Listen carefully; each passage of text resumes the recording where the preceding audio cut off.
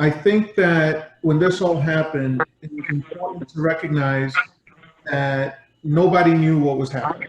Nobody knew how to react. Nobody was sure what the correct answers were going to be. So what I did was I met with our store managers and I said, let's put a priority of what's the most important thing right now. We went back to our core values. Number one is that we treat our customers and employees like family. Said, well, if we're all treating each other like family, the number one thing that we have to do is keep our employees safe, right? We didn't know a lot about how this virus spread. We didn't know how contagious it was. We didn't know how fatal it was. So we said the first thing we have to do is take every measure possible to ensure that our employees are safe and that our customers feel safe when they come to the stores. So to that end, we implemented PPE, face masks, the plexiglass barriers, signage on the floor, the senior hours for those that are immunocompromised or elderly. We took all of those steps almost immediately. By the end of March, every single one of our employees were wearing face masks. So we were very early with the protection of our employees and making sure that our customers felt safe when they were shopping in the store. The second thing was understanding that a lot of things were going to be out of our control. So we didn't know that toilet paper was going to disappear in a couple of days. We didn't know that eggs were going to triple in price, right? We didn't know that bleach was going to disappear. So the next thing was making the best decisions based on the new facts that we have, right? So understanding we don't know how the customer is going to react. What we can do is react back or have a reaction in the best way possible to what the customers decide to do, what the market decides to do. So I think Angel hit a very good point. We were very lucky that we immediately went to our vendors and said, we're out of Clorox, we're out of bleach. What can we do? We were able to get trailers of chloralene into the stores, and customers were no longer concerned about the brand. They just wanted the product. So as long as it was bleach, they were going to buy it. Same thing with flour. Flour, everyone started baking at home. So the flour sold out very quickly. We were able to put in Selecta. So we didn't have Blue Metal, we didn't have Pillsbury.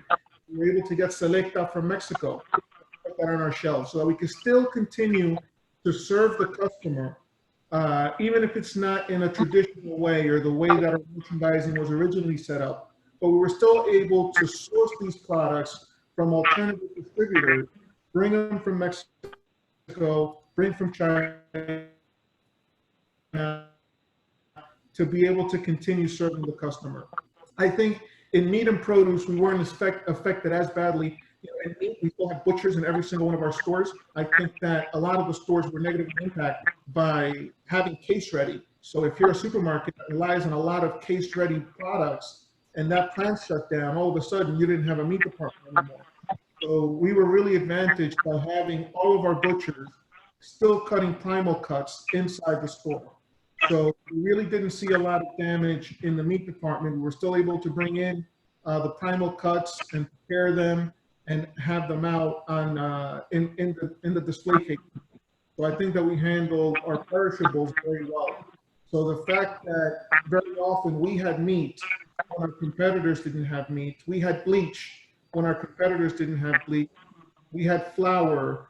With the eggs was an interesting situation. That goes to communication. We couldn't control the price of eggs. And we started seeing customers saying, oh, well, you're increasing the price gouging. It's not price gouging, the cost of the egg triples, right? And we didn't pass on the full increase to the customer, but you have to pass on something because you can't lose, you know, $3 a piece on eggs. It's crazy. What we did was communication. We went to CNN, we went to the different media and printed out the articles on what was happening on the market and we posted them on the cases. When the price of beef went up tremendously, we did the same thing. We looked for independent journalism that was explaining the situation so that the customers could see this is not our supermarkets making this decision on the price of eggs or the price of beef.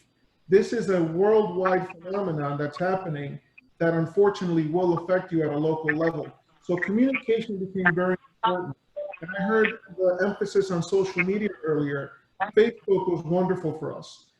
We really focused in on Facebook. We did a lot of lives on Facebook showing we just got a delivery of bleaching. We just had a delivery of paper towels in. We just had a delivery of toilet paper in. And customers really reacted well to the social media information that they were getting. So again, I think keeping everyone informed, keeping our employees informed as to what we were doing to keep them safe, keeping our customers informed as to what was going on in the marketplace and what we were doing here, trying to still be able to provide the service the best that we can.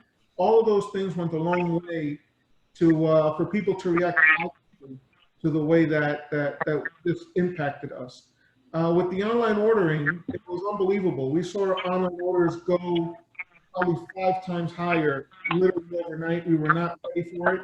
Before that, we had a guarantee it was going to be from the time you place your order, the merchandise at your door in 3 hours. Well, that was easy to do when you were only getting 50 orders a week, right? Now that we're getting, 50 orders a day or more, that became a lot more complicated. Communication is very important. But what I really learned through this is that if you communicate well with your customers, they will be understanding. I think that was mentioned earlier also, that even though there were very long lines at the cash registers, even though a lot of basic products were out of stock, people were calm as long as you were able to communicate with them and let them know exactly what was happening. So I think that it was definitely a lot of lessons to be learned. Hopefully it doesn't happen again, but if it does, the process now is going to be to educate and to prepare these systems so that we're much more prepared for it in the future.